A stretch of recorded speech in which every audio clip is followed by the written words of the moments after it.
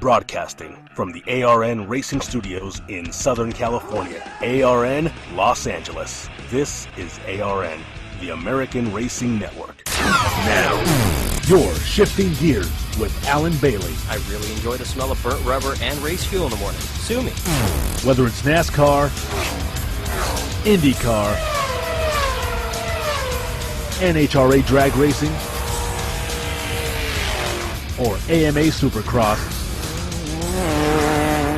we've got it. I'm going to be unapologetic. I'm not going to hold back. I'm not going to sugarcoat it, and I'm going to tell it like it is, whether you like it or not. Get over it. Grab a gear and let's go.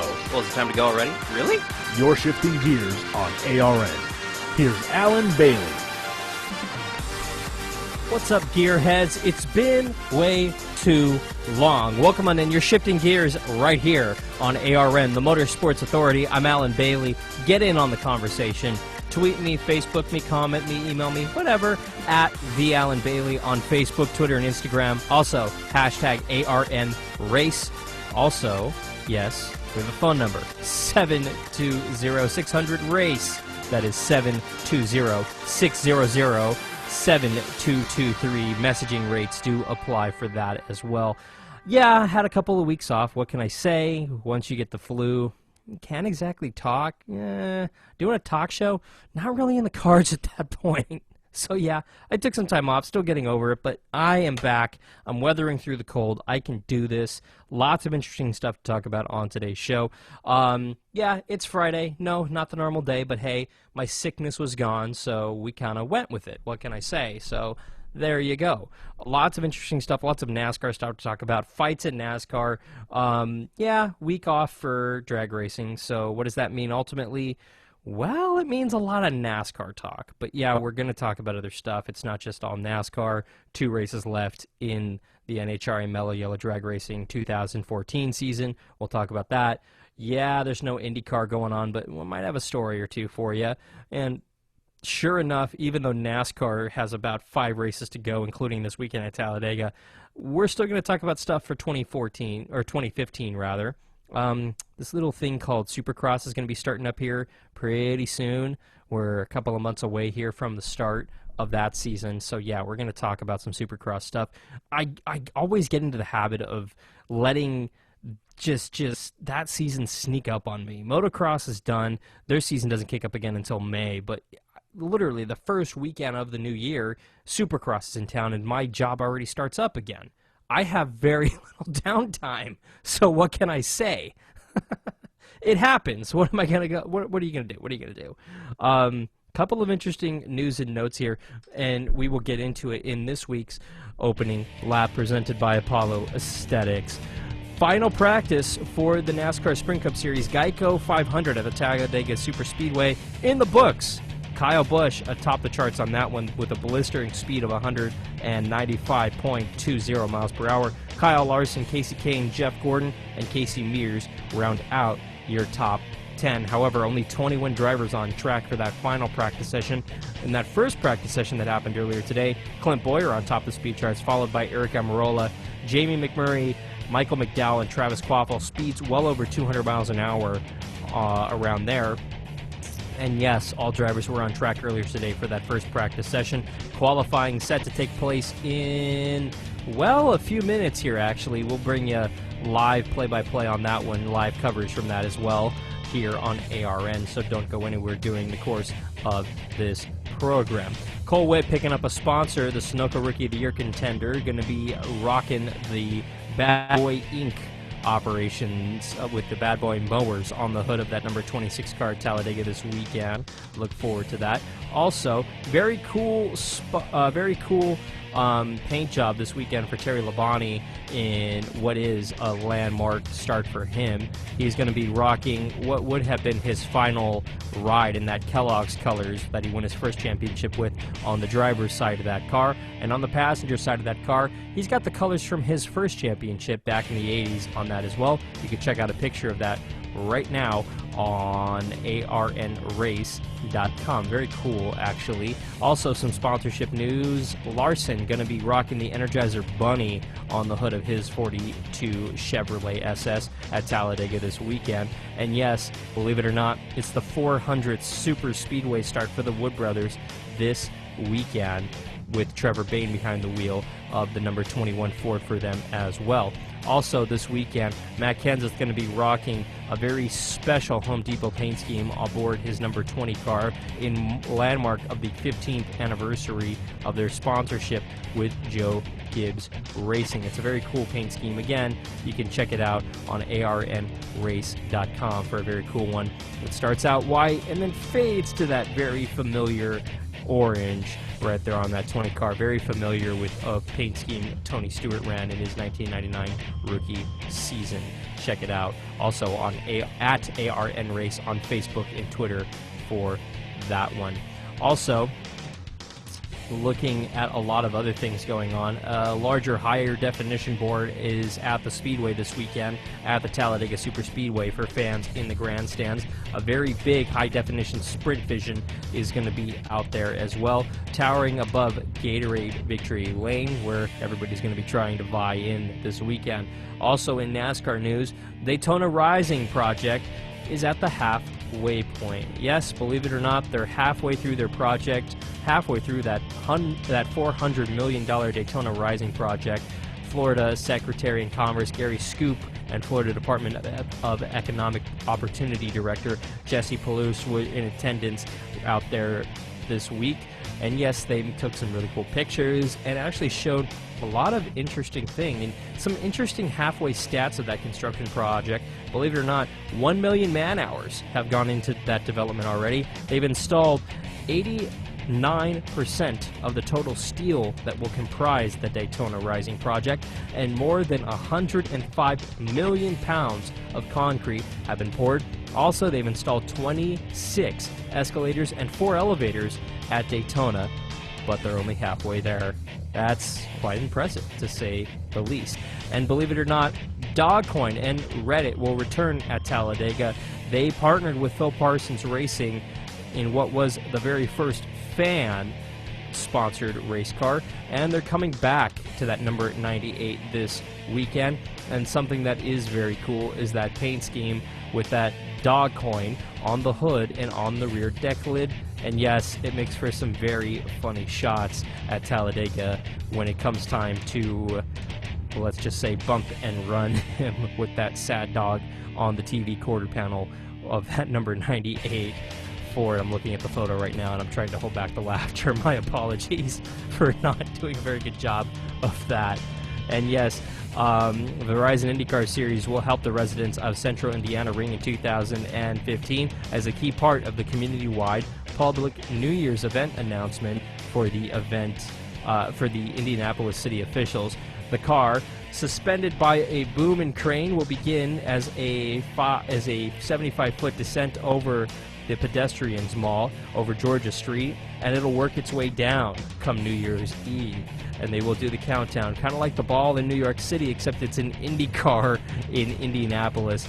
Very cool program. If you want to check it out, go ahead and log on to arnrace.com.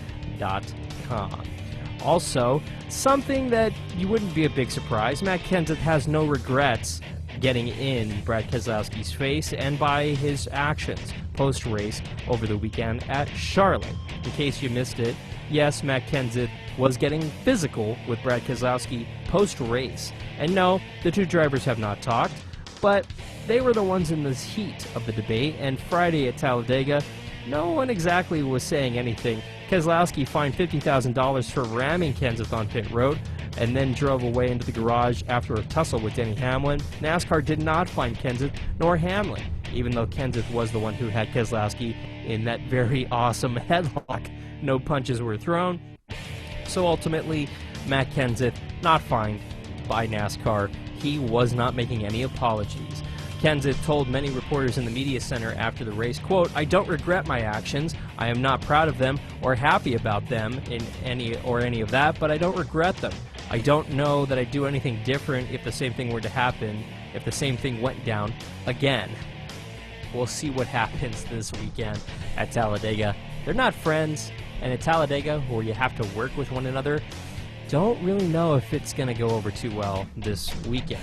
We'll see what happens and more on this story later on in the program. And Jimmy Johnson admitted at Talladega earlier today that frustrations are very high going into Talladega after the fact that Jimmy Johnson had a couple of bad runs over the last month or so here, with bad runs at Kansas and, yes, at his home track, quote-unquote, of Charlotte this last weekend.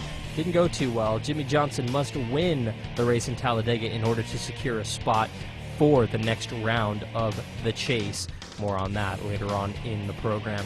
And John Force, no real surprise here, somewhere in Virginia on the night of June 4th, 1995, soon to be a 7-year-old Courtney Force was celebrating, as her father, John Force, hours earlier, had beaten, yes, for the final car, for that funny car final in the inaugural Virginia is for Lovers Nationals in Richmond.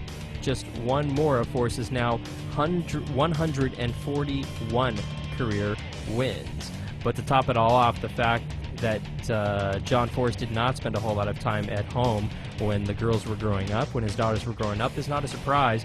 But now it's pretty obvious that John Force is spending a whole lot of time with his daughters.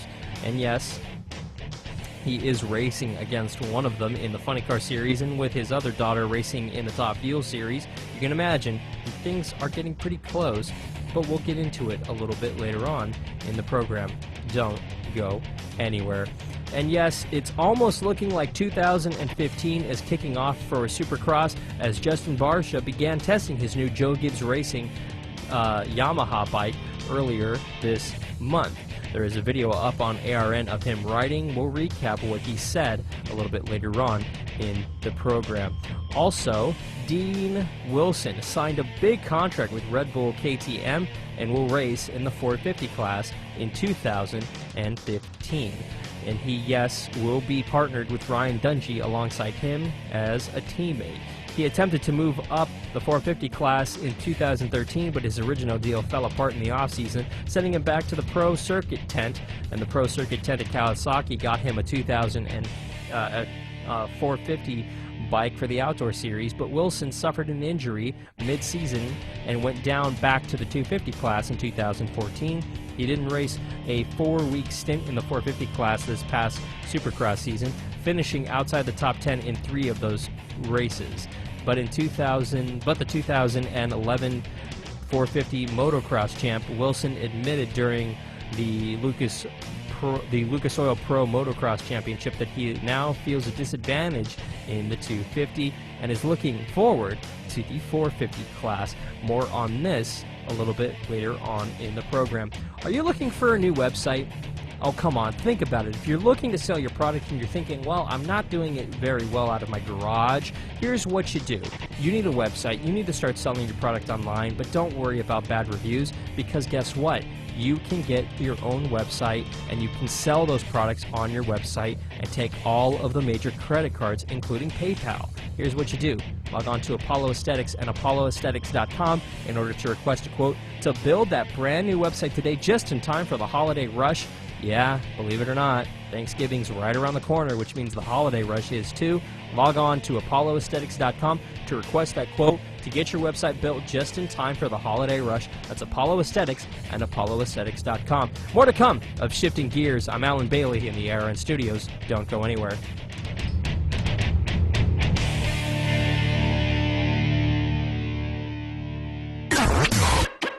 This is ARN, the American Racing Network. Okay, so let's say that you're trying to build a website for free on one of these website builders. You go ahead and spend hours uploading your personal information and all of the photos that you've taken of your products, only to find out that you can't bring a .com onto that website without paying a huge fee. And you can't remove those ads without paying a huge fee. And you can't remove all of those pesky "this website was built for free" buttons without paying a huge fee. By the time you've paid all these fees, you've paid thousands of dollars $10 in order to remove all of these pesky ads. Why go through all the hassle? Why spend all of those hours doing it yourself? Go ahead and log on to apolloaesthetics.com, not only to request a quote to build your brand new website and to see a rendering of what your website could look like, but in order to set up services like email, hosting, Facebook, Twitter, Instagram accounts, and a whole lot more. That is Apollo Aesthetics and apolloaesthetics.com. What is one NASCAR Unites wristband capable of doing? It can inspire a child to go farther in school. It can construct a brand new playground for kids who've never had one. It can introduce a child with a serious illness to his or her favorite NASCAR driver. I'm Tony Stewart, and I wear my band to Unite for Kids. Band together with me by logging on to www.nascar.com/unites to pledge your support. Hello fans, this is Bud Selig, Commissioner of Major League Baseball. I know firsthand about the dangers of skin cancer and the need to protect yourself because I am a skin cancer survivor. MLB, its clubs, players, and the American Academy of Dermatology want all of you to play Sun Smart. Protect yourself with sunscreen, sunglasses, and protective clothing, and visit your doctor regularly. For more information, visit MLB.com or playsunsmart.org. Shifting Gears on ARN is presented by Stash Feed. Get the feed. Log on to stashfeed.com, your daily manly feed. Your Shifting Gears on ARN, the Motorsports Authority. Here's Alan Bailey. Lots of stuff to talk about over the course of this program. We're going to shift into NASCAR here, or NASCAR talk a little bit here. I want to remind you the Twitter, Facebook, Instagram handles at the Alan Bailey. Also, use the hashtag ARNRace to get in on this conversation. Something I do want to do here, because I think it's interesting. One of the drivers who very much is on the outside looking in, which is kind of surprising, to be a little frank, Jimmy Johnson. I honestly wouldn't have thought that he would have made it this far. I thought he would have made it a lot farther than this. What could be potentially him being eliminated this weekend at Talladega. He has to win at Talladega in order to advance, so that's something that's dawning heavily on him. What we're going to do now is take you out to the media center. Jimmy Johnson is at the podium. Qualifying is set to begin here shortly, but we want to take you out to the Speedway, Talladega Super Speedway, and listen in to Jimmy Johnson in the media center. He is. We'll take you out there in a minute here. We're having some technical issues right now, so we'll see what's going on with that, and we'll take you out there as soon as we can. Again, Jimmy Johnson, a couple of very bad weekends, just two really bad weekends in a row, which led to just honestly him being in this position, and we think we have them corrected now. Let's take you out to the Speedway. It's Jimmy Johnson in the media center at the Talladega Super Speedway. Based on the majority of our performances, have kept ourselves in the mix, but we had two bad races, and two bad races would have eliminated me from any opportunity to win a championship in any chase format. So I feel like I've got a third opportunity this weekend, and granted it's a tough one and a lofty goal. There's many other guys out there with the same goal, not only from a chase situation but also trying to win a race this year. So I've got a lot of work ahead of myself and this team this weekend, but we're ready for the challenge, and we'll go out there and get to work and see what happens. Okay, we'll open it up for questions for Jimmy. We'll start with Jerry up front, then go to Ed and Jared. Jerry Jordan, kicking the tires. The buzzword has been intensity for this chase so far, but this track has been chaos and heartbreak talking about leading up to this. If you give any thoughts of that with where you're sitting in the points overall, and also reflect on last week after the race. Yeah, the intensity here, we've seen races very competitive and aggressive. We've also seen races where the lead group of cars decide to ride around the top and makes it a single file race. There is no rhyme or reason why that happens, so I think it's hard to predict what the race will be like. I can promise you, though, with four guys needing to win to transfer, that at the end of the race there will definitely be some racing. It might just be us four at the bottom trying to find our way around or in a different lane trying to get to the front, but there's at least four that have a really big reason to take chances and to be aggressive and to win. Plus a lot of other teams that with this race being so equal for so many, chance to win their first race of the year, their first race of their career, whatever it might be. So I would guess that it's going to be an exciting race, but again, we just don't know until we get out there. Okay, we'll take our next question from Ed. Ed Hinton, ESPN.com. Jimmy, considering your circumstance, does this change the way you have raced Talladega ever? Is this going to be you've had different strategies to run this race. Does this make it different than ever before? I've put a lot of time and thought into my approach for this weekend, and there really isn't a clear vision on how to make it work. You know, racing for it can get you in trouble. Riding can get you in trouble. If you ride at some points, you have to go to the front. And with this rules package, it is much more difficult to get track position. And it seems like with 4 or 5, you know, maybe 3 pit stops to go, you need to have control of the race and maintain it. So, or at least be in first or second and have a shot to be the head at the head of a line, and to give yourself a chance to win. So, you might. I don't know. I don't know, to be honest. I think being maybe cautious early will buy you some time and maybe keep you on the road.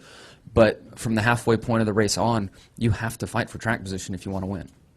And also, could you comment on where you and Chad are at, considering all the hoopla last week? Is it worse than ever? Where are y'all at right now? Frustration's high, for sure. I mean, you know, Chad and I in our relationship, you know, we've had these peaks and valleys. We've had times where there's been plenty of frustration on the radio, but who we are and what we are as a team and the way, you know, our relationship works and us moving forward, things are still as they've always been. I mean, it isn't fun, and I'm sure everyone hears plenty of colorful things from drivers and crew chiefs during the course of a race. Last weekend there was plenty of color on our channel, so it just comes with the territory, and you know, we're not happy with where we're at, and I don't know why we would be. So it's unfortunate that sometimes those things are aired on the radio, and you know, innocent bystanders here, or children, or others out there, but it's just part of it. So depending on how this weekend goes, we'll know what the rest of the year looks like for us. You know, if we don't win, it's going to be in our best interest to look at 2015 and what we need to do on all fronts for the 15 season, including the new rules package. So our vision would shift at that point and try to get a head start on the field and you know, start next year where we need to be. Okay, we'll go Jared, Tom, Bob. Yeah, Jared Turner, FoxSports.com. Jimmy, you and Dale Jr. have always worked together so well here, particularly late in the race. But on Sunday, you're essentially going for the same thing because you both need to win to advance. How does that change your strategy of working with Dale? You know, this rules package really limits the amount of working together that takes place on the track. When we had the pushing rules, it was much easier to work with a teammate. Now it's just by coincidence you end up around one another and can help each other. And at the end of the race, it doesn't matter if it's Junior, my mom, anybody. I've got to win. And my quest to win a 7th championship is the thing I'm most concerned about. So and I know my teammates are going to think the same way and have the same approach. So we're out there to win for our teams and for ourselves to move on and have a shot at a championship. Okay, Tom and Bob. Hi, Jimmy. Tom Jensen, FoxSports.com. There's nobody who's locked into the next round except the 4 and the 22. Everybody else on points, the margin is somewhere between 26 in and 26 out. For the guys who are in the top 8 but not locked in, is there any safe haven for them, anything they can do to stay in, especially with you guys charging so hard from the back? Yeah, they can ride. I mean, you can literally ride in that second group and think of a 15th or 20th place finish and see what happens. I mean, I've been in that mindset before, and man, it's tough on the patience. And fortunately, it did work out where there were cautions at the end, and I was able to finish better than that. But there's a chance that you don't have a lot of cars taken out, and you're 26th to the good, and you finish 30th, you know, riding in the back group, and now what? So I guess that in that alone is where the interesting part of this weekend will come in how people decide to play their cards. Will make one big part of the story, But at the same time, we've seen single file riding here, and we've seen 5 wide racing, and I don't know what creates single file and what creates 5 wide, but we'll just have to see how it all plays out. Okay, we'll take our next question from Bob, then go Jenna, Claire, Marty, and Alan. Bob Hocker, Sporting News. Usually when you and Chad argue, there's a great pit call at the end, and you're in the top 5, and you're all kind of laughing about it. Last week, maybe the pit call kind of stymied you a little bit. Is there any sort of feeling like that maybe this season just kind of has just slipped away from you guys, or just isn't kind of meant to be? Yeah, in certain respects, we've struggled probably for dominance or the fastest car than most years. I think that 2005 was a similar year. I look at 2011 when Tony won and Tony and Carl had that awesome battle. We were, I think, slower than we've been this year. We just didn't have any pace, and we're really frustrated. So I know it's quick to easy for some to react quickly and say, "Oh, this is the worst they've been," and things are so bad. But we've been here before. We don't like it. Nobody likes it. But we'll obviously keep working hard and try to find our way out of it. And past history shows that we do.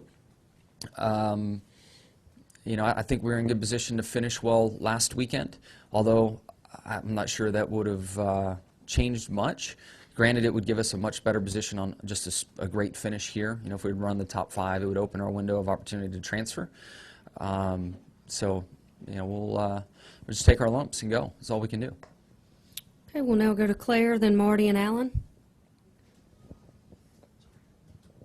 Claire Belang, Sirius XM NASCAR Radio.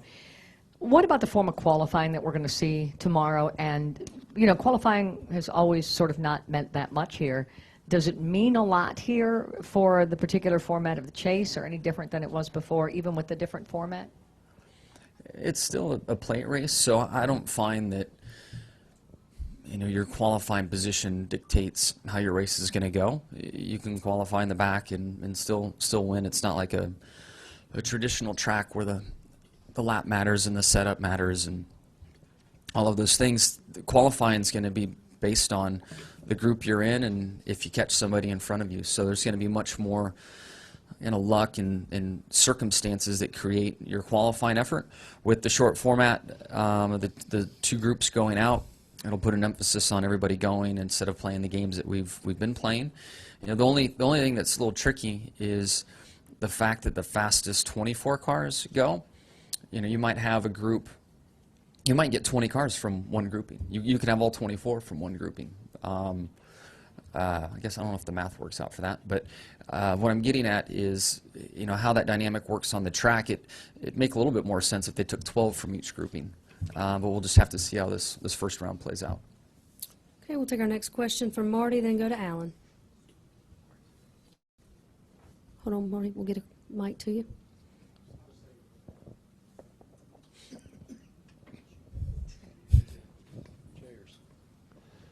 Hey, Johnson. Marty Smith, ESPN. What did you think of that mess after the race last weekend? I know you bolted, but from what you've seen, what was your reaction to NASCAR's decision in the aftermath?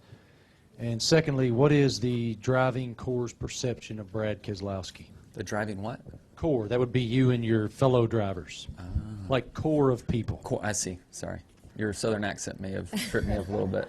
I'll keep working on it.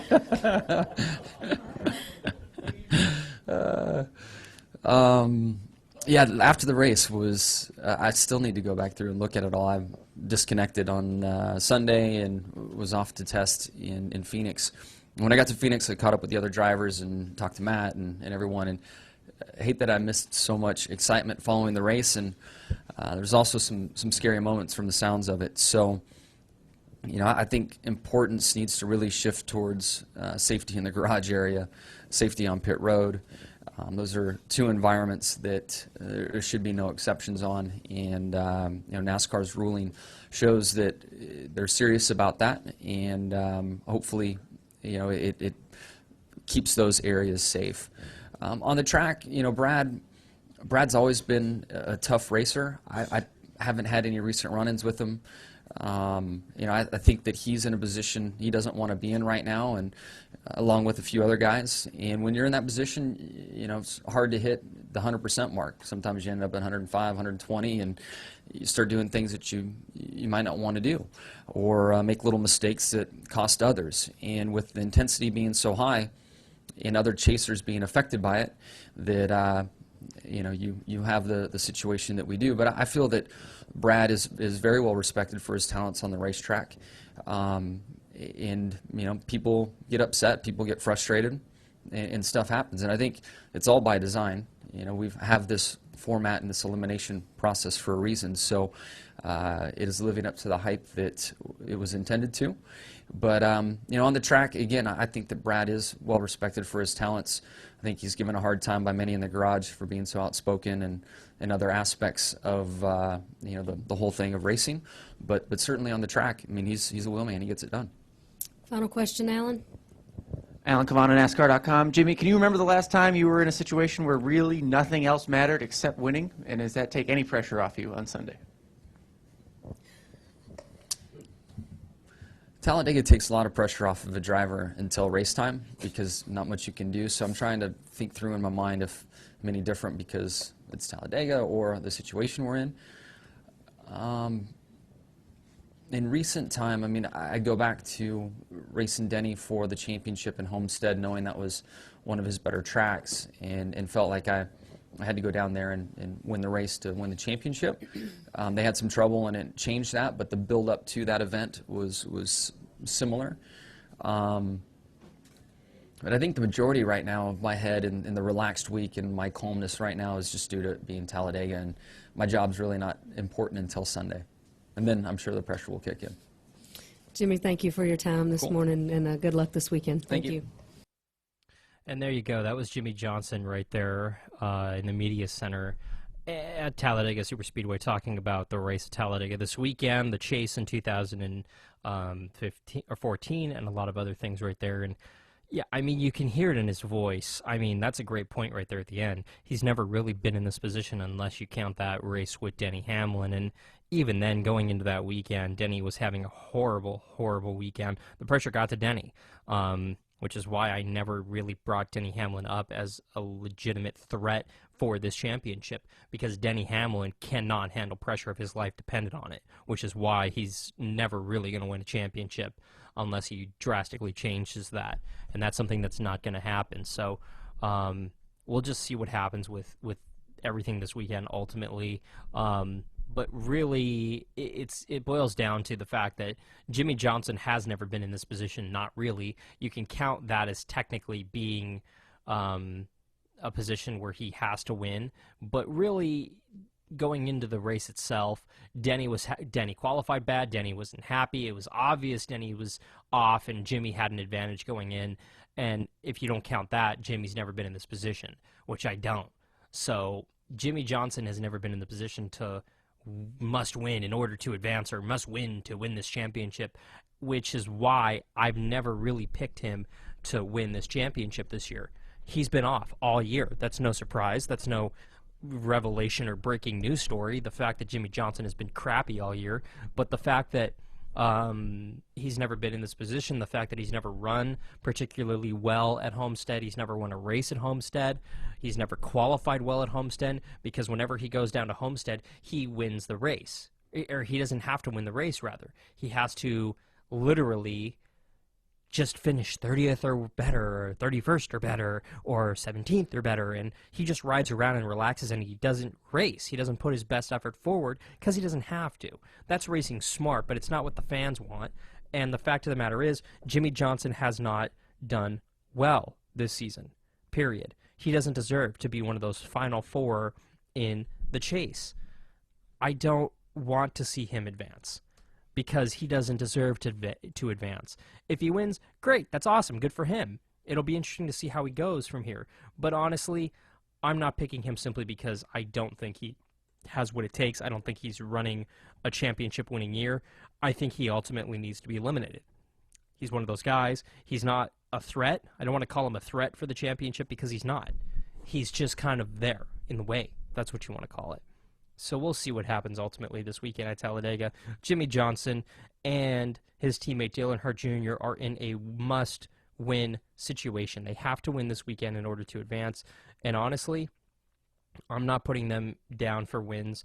They're both it's Talladega. Anything can happen. And like Jimmy Johnson said there in the interview, doesn't matter whether or not you're going for it or you're running in the back, no matter what, you're going to not be good. It doesn't matter. You're in a position at Talladega where if you're up near the front, you could get in trouble and get in a wreck.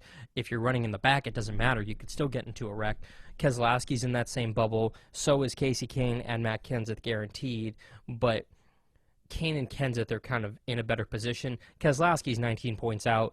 Johnson's 26 out. So is Dale Earnhardt Jr. Keselowski, Johnson, and Earnhardt must win in order to advance, period. And Kenseth and Kane can kind of rely on points, but they're still in a must-win situation if they want to advance to the next round. But one of, basically, of Kenseth, Keselowski, and Johnson, one of them is, they could all potentially not make this chase, period. Newman is 20 points to the good. He has to finish 19th or better. Edwards needs to finish 18th or better in order to advance. Gordon needs to finish 16th or better, Hamlin 15th or better, and everybody else needs to win. Kane, Kenseth, Keselowski, Johnson, Earnhardt, all must win Sunday at Talladega, period. And you cannot count on a win at Talladega. You cannot. That is impossible. It is stupid, and it is extraordinarily foolish to assume that you can do that, period. I don't care who you are. On that note, we will dissect everything that's going on, everything that Jimmy Johnson talked about right there heading into this weekend at Talladega. We'll talk a little bit about that. We will talk about, some drag racing, 2 more races in the 2014 season, what's going on there. We'll break everything down, the points with 2 races to go. We will talk about some Supercross action. We're about a little over 2 months away from their season opener, and it's going to be here quicker than you think. There's not a whole lot of racing there for the better part of a month and a half, but still, Supercross is almost here. We need to start getting our heads around that fact, and yes, you need to get your tickets now. We will talk about all of that. Do not go anywhere. The Twitter, Facebook, and Instagram handles at the Alan Bailey. You can also use the hashtag ARNRace to get in on this conversation as well. The phone number 720-600-RACE. That is 720-600-7223. Standard messaging rates apply on that. Don't go anywhere. We're shifting gears right here on ARN, the Motorsports Authority. This is ARN, the American Racing Network. In today's day and age where every phone has a camera in it, everybody thinks they're a photographer. Whether they're putting stuff online on Instagram, Twitter, or Facebook, they think they know what they're doing. But when it comes to hiring a professional photographer, you need someone with years of experience and the professional equipment that is necessary in order to capture a professional shot. Not a smartphone with some filter on Instagram. You need a professional with years of experience and photoshopping skills. There's only one place to go, and that's Self-Destruct Photography. Log on to facebook.com/Self-Destruct Photography in order to check out their portfolio of work, plus get in contact with them to set up a date for your photo shoot. Whether you're looking to get some 8x10s done if you're an actor or professional, or if you're looking to get some family photos done to capture a moment forever, or if you need to get some graduation photos done that didn't turn out so great the first time around, or even if you're getting married, call my man Scott because he'll set you up. That's Self-Destruct Photography. Don't miss your shot with Scott. The odds of having a boy who grows up loving baseball, 1 in 6, which earns him a college scholarship, 1 in 2,500, that gets him a contract in the minors, 1 in 3,700, which leads to starting shortstop in the majors, 1 in 290,000. The odds of having a child diagnosed with autism, 1 in 150. You know the odds. Now learn the signs. Go to autismspeaks.org. Brought to you by Autism Speaks and the Ad Council. What is one NASCAR Unites wristband capable of doing? It can inspire a child to go farther in school. It can construct a brand new playground for kids who've never had one. It can introduce a child with a serious illness to his or her favorite NASCAR driver. I'm Tony Stewart, and I wear my band to unite for kids. Band together with me by logging on to www.nascar.com/unites to pledge your support. Shifting Gears on ARN is presented by Apollo Aesthetics. Log on to Apollo Aesthetics to start building your new website today. You're Shifting Gears on ARN, the Motorsports Authority. Here's Alan Bailey.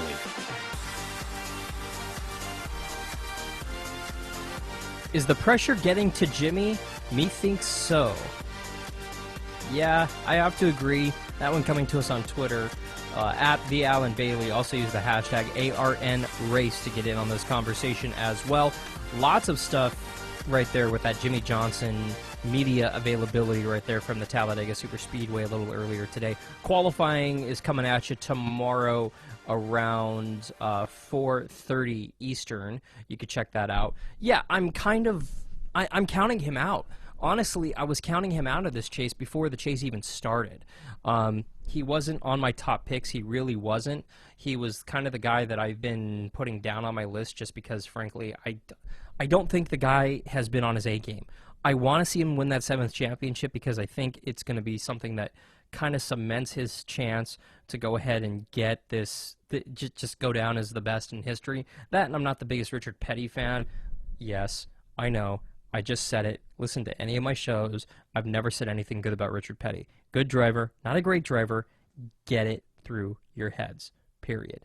But on that note, I'm not super wild crazy about it. So I'm not, oh, Jimmy, oh, Jimmy, oh, Jimmy, like some of the people around here. Or I'm not, oh, Richard, oh, Richard, oh, Richard, like most of the people in the NASCAR world. And a lot of people in the NASCAR world want to put him up on a pedestal and call him King Richard. I refuse to call Richard Petty the king because he's not.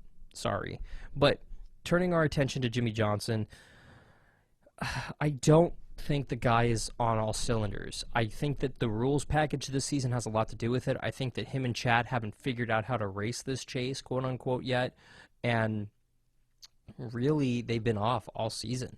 I mean, yes, they had a couple of wins early on in the season, but not dominating wins. They were wins in which he kind of got lucky, if that's what you want to call it, or just kind of fumbled into it. So I don't count him as somebody who is a legitimate, challenger for this championship. I'm sorry. I don't. I just said it. I don't care. So we'll see what happens with him. Ultimately, I think he will go home. I think he's going to go home this weekend, truly. But as far as the chase is concerned, in 2014. But honestly, Jimmy and Chad could honestly have a very productive last 4 races after the 5th race, after the 5th race tonight, or this weekend, I should say, and go on and win the championship in 2015. But in 14, put a fork in him. He's done. The end. Want to continue on here. Matt Kenseth in the media center right now. We take you out to the Talladega Superspeedway. Matt Kenseth speaking about the race this weekend. When you won the championship, it changed the point system. Now, what do you think the possibilities are of winning a chase without winning a race, and would that be okay with you to become the guy who sort of blew the new chase format apart?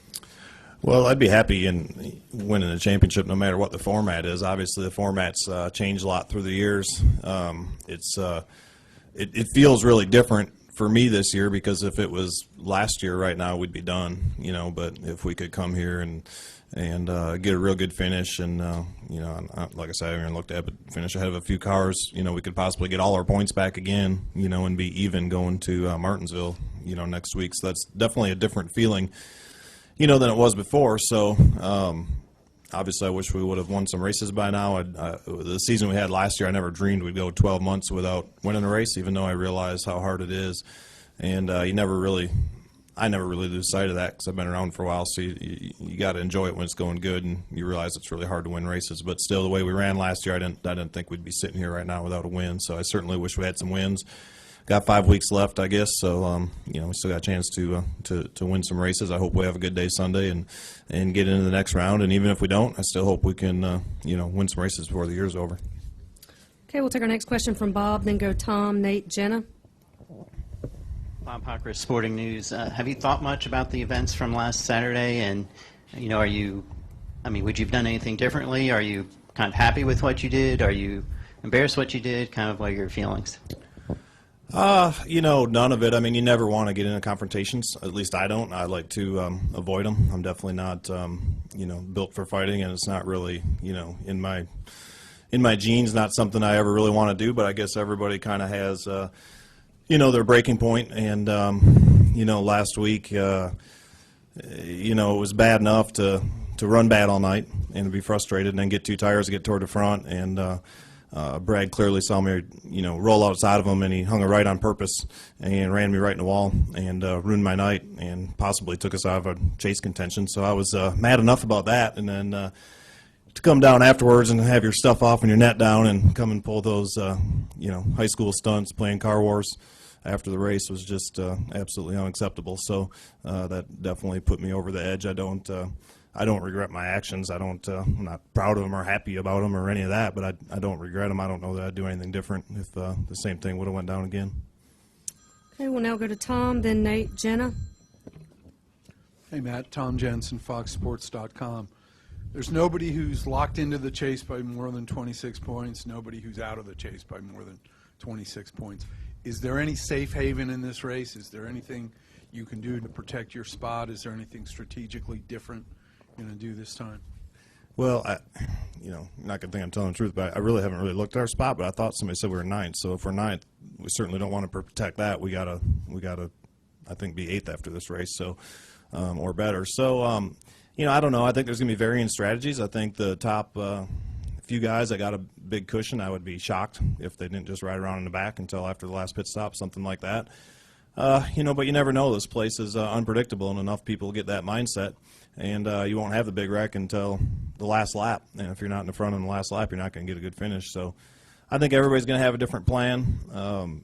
You know, I got to get with Jason and get with everybody. My plan, you know, I think where we're at and really needing to win at this time of the year. I think we, you know, if our car's fast enough, we go up there and try to lead laps and try to be in position and try to win this thing. Okay, we'll go Nate, Jenna, then Alan. Nate Ryan, USA Today Sports. Two questions, Matt. One, you were spared penalties from NASCAR. Did you expect that? And two, everybody seems to point to you as the best example of, hey, the chase has emotionally charged this entire series and everything's different. Would you have reacted the same way, though, if it hadn't been a chase race and all the same events had transpired? I would have. Really, you know, obviously I was probably more upset about getting ran into the wall than I would have maybe been on week 2 of the season. I mean, there's probably a little bit there.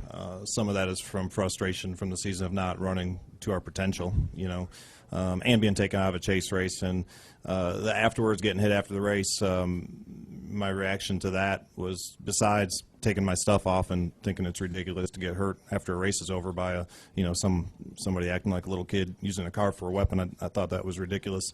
But that's the second time he's done that this year, just to me. You know, after the Richmond race, he came and wiped us out down in turn 2, then came on pit road and took another slug at me and knocked the side off our car. And besides people having to pay for him and work on him and all that stuff, it's just not acceptable. So, you know, after that happening again was probably most of my reaction. I was not. I mean, you never know, but I think that in the past, I mean, I think if you go in there and first of all, it was not a planned action, and I didn't go in there with fists flying or anything else like that. I just really wanted to get to him, I guess. I'm not sure what I wanted to do when I got there, but I wasn't really expecting one, no. All right, we'll now go to Jenna, then Alan. I mean, it was obvious I didn't really have a plan, right? Go ahead, Jenna. Jenna Fryer, AP. 2 questions. Matt, taking your belts off when you did, in hindsight, would you change that? When you're on pit road after a race is over, I thought that'd be pretty safe. I mean, that's what we've done every week for 15 years, you know what I mean? You get to pit road, and while you're waiting, everybody's going in the garage at 2 miles an hour. You start getting your stuff off and, you know, get ready to get to the trailer and get out of the car. So I thought that was acceptable and that was safe. I mean, I know under a wreck and anything like that, while the event is still going on, you know, I know they certainly want you to stay close to your car. But once you're on pit road after the race or in the garage area of all places, I think it's always been a practice to start getting your stuff off and get ready to get out. Been in there a long time. My second question is, there's no video that we've seen of you taking the wave around at 6 to go. Brad does say on his radio immediately that you had just hit him.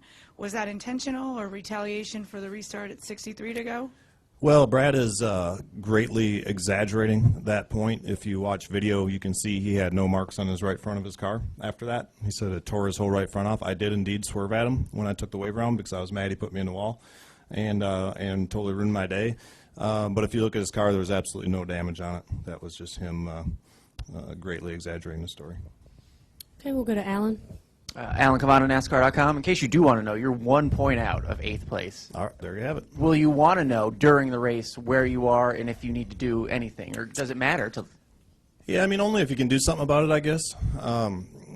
You know, it just depends on the situation. A lot can happen here. You know, it's so different from any other track. I mean, if you don't get that green-white checker and it ends like, I think it was last fall's race, where they're kind of all lined up, and you know, Joey and I got together and tried to make some moves and got shuffled out and lost 4 or 5 spots. Jimmy tried making some moves, got shuffled out, lost some spots, and with me and Jimmy racing for the championship last year, we've kind of got in the top. We're like, man, we're not trying that again. I'm not going to go from 16th to 25th on the last lap. So I guess in that type of case, you would like to know. You know, but if it's crazy green-white checker and everybody's 3 wide and you need as many spots as you can get, I guess you don't. So I think it kind of changes here more so than any other track. It's kind of an interesting race to have the cutoff because of a place like Charlotte or Kansas or whatever. They can give you the information, but there's not usually a lot you can do about it. You know, if you're 5 car lengths behind a guy and you're running as hard as you can and you're not catching them, and you know, if they say you need one more spot, what are you going to do about it? You know, so but certainly that could change here, and there's probably going to be a lot of different strategies and, you know, teammates out there and all kinds of different things going on, because it's a track you can't really do a lot, you know, by yourself. So so it depends on the situation. Okay, final 2 questions in the back. Go ahead. Tom, and you know, Alabama's 13 in Birmingham. I guess you kind of just alluded to it, but is it kind of, for lack of a better term, in some ways cruel to have this track be a place where an elimination happens and there's a cutoff just because it's so volatile and so unpredictable? I mean, I think it'll make for a lot of great storylines, a lot of things to watch. You know, it's been a race in the chase since the chase started. It's certainly a track whenever, if you're fortunate enough to be in the chase, it's one you always kind of have in the back of your mind. Probably every year for me, except for last year, a couple of years ago, when we were running so good here. But other than that, it was one you always had in your mind. You're like, oh man, you could come out of that race, you know, 43rd as easy as you could come out of there 3rd or 2nd or 1st. You know, so it's very can be very unpredictable. So. But it's always been in the chase. I think it's always had very big implications, or had the possibility to have very, very big implications for the chase. So it's not really that much different right now. I mean, yeah, it's a cutoff race, but it's one of the 3. It's Matt Kenseth right there in the media center at the Talladega Superspeedway. We're going to cut in right here because we've blown the clock up at this point. But Matt Kenseth, driver of the number 20 Toyota for Joe Gibbs Racing in the NASCAR Sprint Cup Series, he is 1 point out of the cutoff going into Talladega this weekend. Talladega, the final elimination round right now in what will be the second to last round of the chase. Again, this is the second round of the chase. 3rd round starts next week at Martinsville, so he must gain at least 1 point in order to advance in the next round of the chase in order to keep his championship hopes alive in 2014. We'll break down that interview when we return. Don't go anywhere. You're shifting gears right here on ARN, the Motorsports Authority. This is ARN, the American Racing Network. I'm not sure if you know, but a lot of people are on Facebook, Twitter, and Instagram. And if I'm speaking a foreign language to you right now, don't worry. A lot of people have trouble with it, but you should not be one of them. If you're looking to get your business online, and if you're looking to build a stronger web presence online in order to build more customers and to sell more product, log on to apolloaesthetics.com. Not only will they help build a brand new custom website for you, but they'll help set you up with Instagram, Facebook, and Twitter accounts in order to build your customer base and get your product out there for people to see. Everyone's online and everyone has a smartphone. Does that free custom website that you can build really work on an iPod or an iPad? Well, Apollo Aesthetics build websites that not only are capable of working, but work with all kinds of smartphones and mobile devices. Log on to ApolloAesthetics.com not only to see all the services that they offer, but to request a quote to get your business online today. It's ApolloAesthetics.com. Army Specialist Andrew Pike became paralyzed while serving in Iraq. My injury was a gunshot wound to the left abdomen from a sniper. My first contact with paralyzed veterans was in Walter Reed. Paralyzed veterans, National Service Officer Michael Killen. We try to reassure them what benefits are out there, try to educate them and take some of that stress away from them. Right now I'm going back to school to earn a degree, and I'm just spending time with my wife and child. You can help our paralyzed veterans. Visit pva.org. That last apartment looked more like a tool shed. That's because it was a tool shed, dear. I thought I'd show you the less than desirable apartments first because your credit is less than acceptable. But no worries, plenty of apartments. Let's try this one. It's a broom closet. Don't be silly, dear. It was a broom closet. Now it's apartment 3AA. Potential landlords can and will check your credit before giving you a lease. Don't let your credit put you in a bad place. Go to controlyourcredit.gov. Brought to you by the U.S. Department of Treasury and the Ad Council. Shifting Gears on ARN is presented by Stash Feed. Get the feed. Log on to stashfeed.com, your daily manly feed. Your Shifting Gears on ARN, the Motorsports Authority. Here's Alan Bailey. Final segment here. Lots of stuff to cover at the Alan Bailey on Facebook, Twitter, and Instagram. Also, use the hashtag ARNRace as well, where you can send me little gems like Kenseth clearly was rattled last week, but that was a sweet tackle. Horrible fight, though. Yeah, I mean, Keselowski was caught off guard last week at Charlotte, clearly, but no, it wasn't a very good fight, quote-unquote. If you listen to the folks on Good Morning America, it was World War III, and Tony Stewart is at it again, potentially killing drivers. Blah, blah, blah. You gotta love yellow journalism and people who are on the air who don't know what the hell they're talking about. Gotta love it. Gotta love it. Good Morning America sucks. They're terrible. Just saying. But no, there's a lot of interesting stuff that happened over this last week. The big thing, which is very cool, Indianapolis is going to bring in 2015 with that IndyCar dropping down like the ball in New York or in Times Square. That's kind of cool. But I want to talk drag racing because you got 2 races to go here.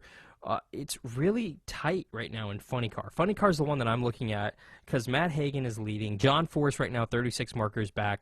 Courtney, his daughter, 72 markers back. Tommy Johnson's 114 with Robert Height, 135. Alexis DeJoya, 155 markers back in 6th, and then it just keeps going on from there. I still like the Forces. I really do. They've been fast all season. Courtney's been especially fast. I mean, keep an eye on her. John has been up there too. They had a couple of hiccups last time we saw them on track. But honestly, I don't know. Matt Hagan has been consistent, but I wonder if he's got those 2 Forces breathing down his neck. I'm wondering if he can hold that Funny Car lead.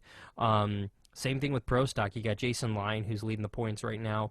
But right now, Erica Enders-Stevens, 31 or 35 markers back. You got Dave Connolly, 51 markers back. Shane Gray, 99. I think Stevens might be the one to come back from this one. Pro Stock Motorcycles, Andrew Hines leading Eddie Kramick right now by 25, and it's 168 markers back to Hector Aran Jr. Steve Johnson's 4th, 200 markers back. They're still in this, but not after this weekend. It'll get tighter. Top Fuel, Tony Schumacher leading Doug Coletta by 134. Steve Torrance, 143 markers back, 148. We find Shane Langton in 4th. 5th, Antron Brown, 170 markers out right now. Honestly, we'll see what happens. Brittany Force, for the Force fans out there, she's 9th right now, 274 markers back right now. Honestly, the closest battle right now is in funny car, and it's kind of where my attention is. I love funny cars. I love all drag racing, but funny cars just have a special place in my heart. Couldn't tell you why, I really couldn't, but there's something about funny cars. I don't know why, but they scream drag racing to me, more so than Top Fuel, even though Top Fuel is a drag racer, and same with Pro Stock and Pro Stock motorcycles. But I don't know, something about those two forces, John and Courtney, I very much want to see them go 1-2 going into that season finale. I think Matt Hagan could fumble next weekend. It's just a question of if and maybe, oh yeah, if. It's one heck of a question mark, though. We really don't know going into that final race. We'll keep an eye on it. On that note, I have once again blown up the clock. My bad. I mean, that's all I can really say is my bad. But on that note, we are out of time. I'm going to remind you, drag racing, 2 weeks away, the NHRA Toyota Nationals in Vegas. Then after that, 13th through the 16th in November, Auto Club Southern California NHRA Finals in Pomona. It's going to come down to the wire. Good luck to everybody in Talladega this weekend. Please avoid the big one. Please be safe. Please be safe. Please be safe. That's going to do it for me here. For everybody here at ARN, I'm Alan Bailey. See you at the track. Check out arnrace.com to keep up with the latest news, photos, podcasts, and interviews from the track. You've been shifting gears on ARN, the American Racing Network. Broadcasting from the ARN Racing Studios in Southern California, ARN Los Angeles. This is ARN, the American Racing Network.